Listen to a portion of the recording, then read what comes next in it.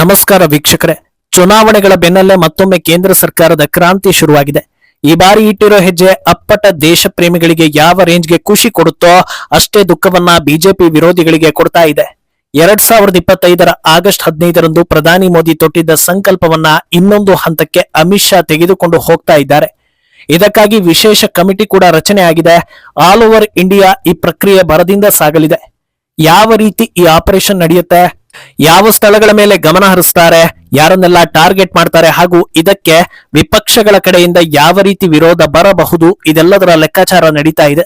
ಇನ್ನೊಂದು ಕಡೆ ಸುವೇಂದು ಅಧಿಕಾರಿ ಕೊಡ್ತಾ ಇರೋ ಹೊಡೆತಕ್ಕೆ ಅಕ್ರಮ ವಲಸಿಗರು ನಲುಗ್ತಾ ಇದ್ದು ಬಂಗಾಳವನ್ನ ಬಿಟ್ಟು ಬಾಂಗ್ಲಾಗೆ ಓಡಿ ಹೋಗ್ತಾ ಇದ್ದಾರೆ. ಇದೆಲ್ಲವನ್ನ ಒನ್ ಬೈ ಒನ್ ವಿವರಿಸ್ತಾ ಹೋಗ್ತೀವಿ. ಈ ವಿಡಿಯೋವನ್ನ ತಪ್ಪದೆ ಕೊನೆ ತನಕ ನೋಡಿ. ಅದಕ್ಕೂ ಮುನ್ನ ಮೀಡಿಯಾ ಮಾನ್ಸ್ಟರ್ ಚಾನೆಲ್ ಅನ್ನ ತಪ್ಪದೆ ಸಬ್ಸ್ಕ್ರೈಬ್ ಮಾಡಿ. ಎಸ್, ಪ್ರಧಾನಿ ಸ್ಥಾನದಲ್ಲಿ ಮೋದಿ ಕೂತು 12 ವರ್ಷಗಳು ಕಳೆದಿವೆ. ಈ ಹೊತ್ತಲ್ಲಿ ಭಾರತ ಯಾವ ಮಟ್ಟಿಗೆ ಬದಲಾವಣೆ ಕಂಡಿದೆ ಅನ್ನೋದನ್ನ ಸೋಷಿಯಲ್ ಮೀಡಿಯಾದಲ್ಲಿ ಶೇರ್ ಮಾಡಿಕೊಳ್ತಾ ಇದ್ದಾರೆ. ಮೋದಿಯನ್ನ ಇಷ್ಟ ಪಡುವವರು ಅಥವಾ ಪಡೆದವರು ಅಥವಾ ಯಾರೇ ಆಗಿದ್ರೂ ಕಳೆದ 12 ವರ್ಷಗಳಲ್ಲಿ ಆಗಿರೋ ಬದಲಾವಣೆಗಳನ್ನ ಒಪ್ಪಿಕೊಳ್ಳಲೇಬೇಕು. ಕಾರಣ ಏನಂದ್ರೆ ಎಲ್ಲದಕ್ಕೂ ದಾಖಲೆಗಳಿವೆ. ಆದ್ರಿಂದ ಮೆದುಳು ಇರಬೇಕಾದ ಜಾಗದಲ್ಲಿ ಇರುವವರೆಲ್ಲ ದೇಶಕ್ಕೆ ಪೂರಕವಾದ ವಿಚಾರಗಳನ್ನ ಇನ್ನೊಂದು ಮಾತಿಲ್ಲದೆ ಒಪ್ಪಿಕೊಳ್ತಾ ಇದ್ದಾರೆ. ಒಂದು ಕಡೆ ಮೋದಿ ಹೊರಗಿನಿಂದ ಭಾರತವನ್ನ ಗಟ್ಟಿಗೊಳಿಸೋ ಕೆಲಸವನ್ನ ಮಾಡ್ತಾ ಇದ್ದಾರೆ. ಒಳಗಿನಿಂದ ಭಾರತವನ್ನ ಸರಿಪಡಿಸೋ ಕಠಿಣ ಸವಾಲಿರೋದು ಅಮಿತ್ ಶಾ ಮೇಲೆ. ಗೃಹ ಸಚಿವ ಸ್ಥಾನದಲ್ಲಿ ಕೂತು ಒಂದಾದ ನಂತರ ಒಂದು ಅಸ್ತ್ರಗಳನ್ನ ಬಿಡ್ತಾ ಇರೋ ಅಮಿತ್ ಶಾ ಈಗ ಮಿಷನ್ ಡೆಮೋಗ್ರಫಿಗೆ ಅಧಿಕೃತ ಹೆಜ್ಜೆ ಇರಿಸೋ ಮೂಲಕ ಹಲವರಿಗೆ ಶಾಕ್ ಕೊಟ್ಟಿದ್ದಾರೆ. ಕಳೆದ ವರ್ಷದ ಸ್ವಾತಂತ್ರ್ಯೋತ್ಸವದ ದಿನ ಪ್ರಧಾನಿ ಮೋದಿ ಈ ವಿಚಾರದ ಕುರಿತಂತೆ ಮಾತನಾಡಿದ್ರು. ಮಿಷನ್ ಡೆಮೋಗ್ರಫಿ ಭಾರತಕ್ಕೆ ಅತ್ಯಂತ ಅಗತ್ಯವಾಗಿದೆ.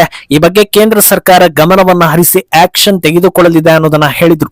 ಡೆಮೋಗ್ರಫಿ ವಿಚಾರದಲ್ಲಿ ಅತ್ಯಂತ ಸದ್ದು ಮಾಡಿದ್ದ 2 ಪ್ರಮುಖ ರಾಜ್ಯಗಳು ಅಂದ್ರೆ ಅದು ಒಂದು ಅಸ್ಸಾಂ ಹಾಗೂ ಇನ್ನೊಂದು ಪಶ್ಚಿಮ ಬಂಗಾಳ. ಅಸ್ಸಾಂನಲ್ಲಿ ಕಳೆದ ಅವಧಿ ಬಿಜೆಪಿ ಕೈಯಲ್ಲೇ ಇತ್ತು ಹಾಗೂ ಹಿಮಂತ್ ಬಿಸ್ವಾ ಸರ್ಮಾ ಈ ವಿಚಾರದಲ್ಲಿ ಬಹಳ ಅಲರ್ಟ್ ಆಗಿದ್ರಿಂದ ಸಾಕಷ್ಟು ಕ್ರಮಗಳನ್ನ ಕೈಗೊಳ್ಳುವ ಮೂಲಕ ಭರವಸೆಯನ್ನ ಮೂಡಿಸಿದ್ರು. ಈ ಬಾರಿ 2 ರಾಜ್ಯಗಳಲ್ಲಿ ಬಿಜೆಪಿ ದಿಗ್ವಿಜಯವನ್ನ ಸಾಧಿಸ್ತಾ ಇದ್ದ ಹಾಗೆ ನ್ಯಾಷನಲ್ ವೈಡ್ ಈ ಪ್ರಕ್ರಿಯೆ ನಡೆಸೋದಕ್ಕೆ ಮುಂದಾಗಲಾಗಿದೆ. ಈ ಆಪರೇಷನ್ ಬಗ್ಗೆ ತಿಳಿಸುವ ಮುನ್ನ ಮತ್ತೊಮ್ಮೆ ಡೆಮೋಗ್ರಫಿ ಚೇಂಜ್ ಅಂದ್ರೆ ಏನು ಅನ್ನೋದನ್ನ ಸರಳವಾಗಿ ವಿವರಿಸಿ ಮುಂದಕ್ಕೆ ಹೋಗ್ತೀವಿ. ಡೆಮೋಗ್ರಫಿ ಬದಲಾವಣೆ ಅಂದ್ರೆ ಸಡನ್ ಆಗಿ ಧಾರ್ಮಿಕ ಜನಸಂಖ್ಯೆಯಲ್ಲಿ ಏರುಪೇರಾಗುವುದು. ಉದಾಹರಣೆಗೆ ಒಂದು ಊರಲ್ಲಿ ಎ, ಬಿ, ಸಿ ಅನ್ನೋ 3 ಧರ್ಮಗಳು ಇವೆ ಅಂದ್ಕೊಳ್ಳಿ. ಅದರಲ್ಲಿ ಎ 60%, ಬಿ 30%, ಸಿ 10% ಜನಸಂಖ್ಯೆ ಇದೆ ಅಂತ ಊಹಿಸಿಕೊಳ್ಳಿ. 1 ಅಥವಾ 2 ದಶಕಗಳ ನಂತರ ನೋಡುವಾಗ ಇದೇ ರೇಂಜ್ ಅಥವಾ 1-2% ಆಚೆ ಈಚೆ ಇತ್ತು ಅಂದ್ರೆ ಅಲ್ಲಿ ಎಲ್ಲವೂ ಸಹಜವಾಗಿಯೇ ಇದೆ, ಡೆಮೋಗ್ರಫಿ ಬದಲಾವಣೆ ಆಗಿಲ್ಲ ಅನ್ನೋ ಅರ್ಥ ಬರುತ್ತೆ. ಆದ್ರೆ ಎ 50%, ಬಿ 45% ಹಾಗೂ ಸಿ 5%ಗೆ ಬರೋ ರೇಂಜ್ ನಲ್ಲಿ ಡೆಮೋಗ್ರಫಿ ಬದಲಾವಣೆ ಆಗಿದೆ ಅಂದ್ರೆ ಆ ಊರಿನಲ್ಲಿ ಎಲ್ಲವೂ ನಾರ್ಮಲ್ ಆಗಿಲ್ಲ, ಏನೋ ಒಂದು ಸಮಾಜಘಾತುಕ ಕೆಲಸ ಆಗ್ತಾ ಇದೆ ಅನ್ನೋ ಅರ್ಥ ಬರುತ್ತೆ. ಇದನ್ನೇ ಡೆಮೋಗ್ರಫಿ ಚೇಂಜ್ ಅಂತ ಕರೆಯೋದು. ಇದನ್ನ ಪತ್ತೆ ಹಚ್ಚೋ ಕೆಲಸಕ್ಕೆ ಈಗ ಕೇಂದ್ರ ಸರ್ಕಾರ ಮುಂದಾಗಿದೆ. ನಾರ್ಮಲ್ ಬದಲಾವಣೆ ಹೊರತುಪಡಿಸಿ ಎಲ್ಲೆಲ್ಲಿ ಅನ್ಯಾಚುರಲ್ ಡೆಮೋಗ್ರಫಿ ಚೇಂಜ್ ಆಗಿದೆಯೋ ಅದನ್ನ ಹುಡುಕಿ ಅಧ್ಯಯನ ಮಾಡಿ ಮುಂದಿನ ಕ್ರಮಗಳನ್ನ ಕೈಗೊಳ್ಳೋದಕ್ಕೆ ಅಮಿತ್ ಶಾ ಮುಂದಾಗಿದ್ದಾರೆ.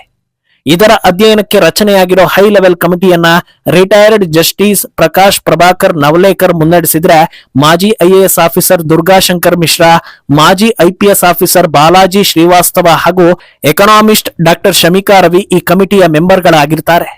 ಈ ಕಮಿಟಿ ರಚನೆ ಉದ್ದೇಶ ಏನು ಅನ್ನೋದನ್ನ ಹೇಳಿದ್ದೀವಿ. ಅನ್ಯಾಚುರಲ್ ಡೆಮೋಗ್ರಫಿ ಅನ್ನೋದು ಜನಸಂಖ್ಯೆ ವಿಚಾರದಲ್ಲಿ ಮಾತ್ರವಲ್ಲದೆ ಬೇರೆ ಬೇರೆ ರೀತಿಯಲ್ಲಿ ನಮ್ಮ ದೇಶಕ್ಕೆ ಹಾಗೂ ದೇಶದ ಪ್ರಜೆಗಳಿಗೆ ಸಮಸ್ಯೆಗಳನ್ನ ತಂದೊಡ್ತಾ ಇದೆ. ದೇಶದ ಭದ್ರತೆ, ಸಾರ್ವಭೌಮತ್ವ, ಕಾನೂನು ಸುವ್ಯವಸ್ಥೆ ಹಾಗೂ ಆದಿವಾಸಿ ಸಮುದಾಯದವರ ರಕ್ಷಣೆ ಇದರ ಆದ್ಯ ಕರ್ತವ್ಯವಾಗಿದೆ. ಈ ಅಧ್ಯಯನ ಮಾಡೋ ಮುನ್ನ ಎಲ್ಲೆಲ್ಲಿ ಪ್ರಮುಖವಾಗಿ ಡೆಮೋಗ್ರಫಿ ಚೇಂಜ್ ಆಗಿದೆ ಅನ್ನೋದನ್ನ ತಿಳಿದುಕೊಳ್ಳೋ ಕೆಲಸಗಳಾಗುತ್ತೆ. ಮೊದಲ ಹಂತದಲ್ಲಿ ಭಾರತದ ಗಡಿ ರಾಜ್ಯಗಳು ಹಾಗೂ ಅಲ್ಲಿನ ಗಡಿ ಜಿಲ್ಲೆಗಳನ್ನ ನೋಡ್ತಾರೆ. ಯಾವ ಕಾರಣಕ್ಕೆ ಅಲ್ಲಿ ಡೆಮೋಗ್ರಫಿ ಚೇಂಜ್ ಆಯ್ತು, ಯಾವಾಗ ಆಯ್ತು ಅನ್ನೋದನ್ನ ನೋಡ್ತಾ ಹೋಗ್ತಾರೆ. ಗಡಿ ಜಿಲ್ಲೆಗಳ ವಿಚಾರಕ್ಕೆ ಬರೋದಾದ್ರೆ ಅಲ್ಲಿ ಅನ್ಯಾಚುರಲ್ ಡೆಮೋಗ್ರಫಿ ಚೇಂಜ್ ಹೆಚ್ಚಿನ ಮಟ್ಟದಲ್ಲಿ ನಡೆದಿರುತ್ತೆ. ಈಶಾನ್ಯ ರಾಜ್ಯಗಳು, ಅಸ್ಸಾಂ ಹಾಗೂ ಬಂಗಾಳದ ಗಡಿ ಜಿಲ್ಲೆಗಳಲ್ಲಿ ಇಷ್ಟು ದಿನ ದೇಶ ಪ್ರೇಮ ಇಲ್ಲದ ಸರ್ಕಾರ ಇದ್ದಿದ್ರಿಂದ ಮನಸ್ಸೋ ಇಚ್ಛೆ ಅಕ್ರಮ ನಿವಾಸಿಗಳನ್ನ ಒಳಗೆ ಬಿಟ್ಕೊಂಡು ಊಟ ಉಪಚಾರ ಮಾಡಿಸಿ ಎಲ್ಲರ ಕೈಗೂ ಕಾರ್ಡ್ಗಳನ್ನ ಕಡ್ಲೆಪುರಿ ಹಂಚಿದಂತೆ ಹಂಚಿದ್ದಾರೆ. ಆದ್ರಿಂದ ಸುಲಭವಾಗಿ ಅವರನ್ನೆಲ್ಲ ಕಂಡು ಹಿಡಿಯೋದು ಕಷ್ಟ. ಆದ್ರೆ ಒಂದು ಜಾಗದಲ್ಲಿ ಮುಂಚೆ ಹಿಂದೂಗಳು ಹೆಚ್ಚಿದ್ದು ಇತ್ತೀಚಿನ ವರ್ಷಗಳಲ್ಲಿ ಅಕ್ರಮ ವಲಸಿಗರ ಸಂಖ್ಯೆ ಹೆಚ್ಚಾಗಿದೆ ಅಂದಾಗ ಯಾವಾಗಿಂದ ಈ ಬದಲಾವಣೆ ಆಯ್ತು, ಮುಂಚೆ ಇದ್ದ ಮೂಲ ನಿವಾಸಿಗಳು ಏನಾದ್ರೂ ಅವರನ್ನ ಜೀವ ಸಹಿತ ಬಿಟ್ಟಿದ್ದಾರಾ ಅಥವಾ ಮತಾಂತರ ಮಾಡಲಾಗಿದೆಯಾ ಅಥವಾ ಇಲ್ಲಿರೋದಕ್ಕೆ ಸಾಧ್ಯವಾಗದೆ ಹೆದರಿ ಬೇರೆ ಬೇರೆ ರಾಜ್ಯಗಳಿಗೆ ಹೋಗಿದ್ದಾರಾ ಅನ್ನೋದನ್ನ ಸ್ಟಡಿ ಮಾಡ್ತಾರೆ. ಹಾಗೆ ಇದ್ದಕ್ಕಿದ್ದ ಹಾಗೆ ಜಾಸ್ತಿ ಆದವರ ಮೂಲ ಯಾವುದು ಅನ್ನೋದನ್ನ ಹುಡುಕಿಕೊಂಡು ಹೋಗಲಾಗುತ್ತೆ. ಗಡಿ ಜಿಲ್ಲೆಗಳ ಹುಡುಕಾಟ ಸುಲಭ, ಆದ್ರೆ ಬೇರೆ ಬೇರೆ ಪ್ರದೇಶಗಳಲ್ಲಿ ಈ ಬದಲಾವಣೆಯನ್ನ ಕಂಡುಹಿಡಿಯೋದು ಸವಾಲಿನ ಕೆಲಸ ಆಗುತ್ತೆ. ಅಂದಹಾಗೆ ಈ ಕಮಿಟಿ ರಚನೆಯಲ್ಲಿ ಆದ್ಯತೆಗಳ ಪೈಕಿ ಆದಿವಾಸಿಗಳ ರಕ್ಷಣೆ ಕೂಡ ಒಂದು ಅಂತ ಹೇಳಲಾಗಿದೆ. ಅದನ್ನ ತಿಳಿಬೇಕು ಅಂದ್ರೆ ಜಾರ್ಖಂಡ್ ಕಡೆಗೆ ಹೋಗ್ಬೇಕಾಗುತ್ತೆ. ಎಲ್ರಿಗೂ ಗೊತ್ತಿರೋ ಹಾಗೆ ಜಾರ್ಖಂಡ್ ಗಡಿ ರಾಜ್ಯ ಅಲ್ಲ, ಹಾಗೆ ಆದಿವಾಸಿ ಸಮುದಾಯಗಳು ಹೆಚ್ಚಿರೋ ರಾಜ್ಯ. ಅಲ್ಲಿ ಎಲೆಕ್ಷನ್ ಟೈಮ್ ನಲ್ಲಿ ಕೆಲ ಮಾಧ್ಯಮಗಳು ಸರ್ವೆ ಮಾಡುವಾಗ ಸ್ಫೋಟಕ ವಿಚಾರವನ್ನ ತಿಳಿಸಿದ್ರು. ಅದೇನು ಅಂದ್ರೆ ಅಕ್ರಮ ವಲಸಿಗರು ಅಲ್ಲಿ ಸೆಟಲ್ ಆಗೋದಕ್ಕೆ ಅತ್ಯಂತ ನೀಚ ಮಾರ್ಗಗಳನ್ನ ಅನುಸರಿಸ್ತಾ ಇದ್ದಾರೆ ಅನ್ನೋದು. ಅಲ್ಲಿ ಒಬ್ಬ ಅಕ್ರಮ ನಿವಾಸಿಯ ಸಂದರ್ಶನ ಮಾಡೋ ಹೊತ್ತಲ್ಲಿ ನಾವು ಇಲ್ಲಿ ಆದಿವಾಸಿ ಸಮುದಾಯದ ಯುವತಿಯರನ್ನ ಪ್ರೀತಿಸಿ ಮದುವೆ ಮಾಡ್ಕೊಳ್ತೀವಿ ಅನ್ನೋದನ್ನ ಬಾಯಿ ಬಿಟ್ಟಿದ್ದ. ಸರಿ, ಪ್ರೀತಿಸಿ ಮದುವೆ ಆಗಿದ್ದಲ್ವಾ ಅಂದ್ಮೇಲೆ ಆಕೆಗೂ ಕೂಡ ಧಾರ್ಮಿಕ ಸ್ವಾತಂತ್ರ್ಯ ಇಲ್ವಾ ಅಂತ ನಿರೂಪಕರು ಪ್ರಶ್ನೆ ಮಾಡಿ ಕೇಳಿದ್ರೆ ಅದು ಹೇಗೆ ಹಾಗಾಗುತ್ತೆ, ಮದುವೆ ಆದ್ಮೇಲೆ ಅವಳನ್ನ ನಮ್ಮ ಧರ್ಮಕ್ಕೆ ಮತಾಂತರ ಮಾಡ್ತೀವಿ ಅಂತ ಹೇಳಿದ್ದ. ಅಂದ್ರೆ ಆಕೆಯಿಂದ ಈತನಿಗೆ ಭಾರತದಲ್ಲಿ ಇರೋದಕ್ಕೆ ಅವಕಾಶ ಸಿಗೋದಲ್ಲದೆ ಆಕೆ ಈತನ ಧರ್ಮವನ್ನ ಬೇರೆ ಅನುಸರಿಸಬೇಕು. ಈ ರೀತಿ ತುಂಬಾ ಕೇಸ್ಗಳಿವೆ ಅನ್ನೋದನ್ನ ಆತನೇ ಬಾಯಿ ಬಿಟ್ಟಿದ್ದ. ಸಾಲದಕ್ಕೆ ನಮ್ಮ ಬಳಿ ಎಲ್ಲಾ ಕಾರ್ಡ್ಗಳು ಇವೆ, ವೋಟ್ ಕೂಡ ಹಾಕ್ತಿವಿ ಅಂತ ಹೇಳಿದ್ದ. ಇದೆಲ್ಲವನ್ನ ಪತ್ತೆ ಹಚ್ಚೋ ಕೆಲಸಗಳಾಗಬೇಕಿದೆ. ಅಂದಹಾಗೆ ಈ ಕಮಿಟಿ ಮೂಲಕ ಇನ್ನಷ್ಟು ಅಕ್ರಮ ವಲಸಿಗರು ಸಿಕ್ಕಿ ಬೀಳೋದ್ರಲ್ಲಿ ಅನುಮಾನ ಇಲ್ಲ. ಈಗಾಗಲೇ NRC ಆಕ್ಟಿವ್ ಆಗಿದೆ, immigration and foreign law, SIR, ಹೀಗೆ ನಾನಾ ಪ್ರಕ್ರಿಯೆಗಳ ಮೂಲಕ ಅಕ್ರಮ ವಲಸಿಗರನ್ನ ಆಚೆ ಹಾಕ್ತಾ ಇದ್ದಾರೆ.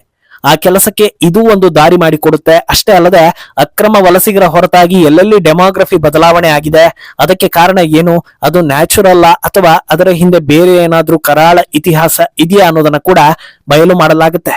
ಸರಿ, ಇದನ್ನೆಲ್ಲ ಯಾಕೆ ಮಾಡ್ತಾ ಇದ್ದಾರೆ? ಡೆಮೋಗ್ರಫಿ ಬದಲಾದ್ರೆ ಆಗ್ಲಿ ಬಿಡಿ, ಅವರು ಕೂಡ ಮನುಷ್ಯರೇ, ಅವರಿಗೂ ಬದುಕೋ ಹಕ್ಕಿದೆ ಅನ್ನೋ ಮಾತುಗಳೆಲ್ಲ ಎಂತವರ ಬಾಯಲ್ಲಿ ಬರುತ್ತೆ ಅನ್ನೋದು ನಿಮಗೆ ಗೊತ್ತಿದೆ. ಅಂತವರ ವಿರೋಧಗಳು ಬಂದೇ ಬರುತ್ತೆ. ಅದನ್ನೆಲ್ಲ ಕೇಂದ್ರ ಸರ್ಕಾರ ಲೆಕ್ಕಕ್ಕೆ ತಗೊಳ್ಳೋದಿಲ್ಲ ಅನ್ನೋದು ಗೊತ್ತಿದೆ. ಆದ್ರೆ ಒಂದು ವೇಳೆ ಡೆಮೋಗ್ರಫಿ ಬದಲಾವಣೆಗೆ ಅವಕಾಶ ಮಾಡಿಕೊಟ್ರೆ ಏನಾಗುತ್ತೆ ಅನ್ನೋದರ ಹಿಂದೆ ಭಯಾನಕ ಕಾರಣಗಳಿವೆ. ಎಲ್ಲೆಲ್ಲಿ ಈ ರೀತಿ ಡೆಮೋಗ್ರಫಿ ಬದಲಾಗಿದೆಯೋ ಅಲ್ಲೆಲ್ಲಾ ಕಡೆಗಳಲ್ಲಿ ಮೂಲ ನಿವಾಸಿಗಳ ಮೇಲೆ ಹಲ್ಲೆಗಳಾಗಿದೆ. ಸತತ ಹಿಂಸಾಚಾರಗಳು ನಡೀತಾ ಇದೆ. ಊರು ಬಿಟ್ಟು ಆಚೆ ಹೋಗುವಂತೆ ದಾಳಿ ನಡೆಸಿರೋ ನಿದರ್ಶನಗಳಿವೆ. ಇದು ನಮ್ಮ ಏರಿಯಾ, ಇಲ್ಲಿ ಬೇರೆ ಯಾರು ಬರಬಾರದು ಅಂತ ಹೇಳಿರೋದಕ್ಕೆ ಸಾಕ್ಷಿಗಳಿವೆ.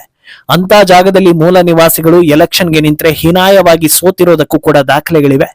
ಓವರ್ ಆಲ್ ಆಗಿ ಸರಳವಾಗಿ ಹೇಳೋದಾದ್ರೆ ಡೆಮೋಗ್ರಫಿ ಚೇಂಜ್ ಆದ ಜಾಗಗಳಲ್ಲಿ ಡಾಕ್ಟರ್ ಅಂಬೇಡ್ಕರ್ ಸಂವಿಧಾನಕ್ಕೆ ಕಿಂಚಿತ್ತೂ ಬೆಲೆ ಇರೋದಿಲ್ಲ, ಅದು ಪಾಲನೆ ಕೂಡ ಆಗೋದಿಲ್ಲ.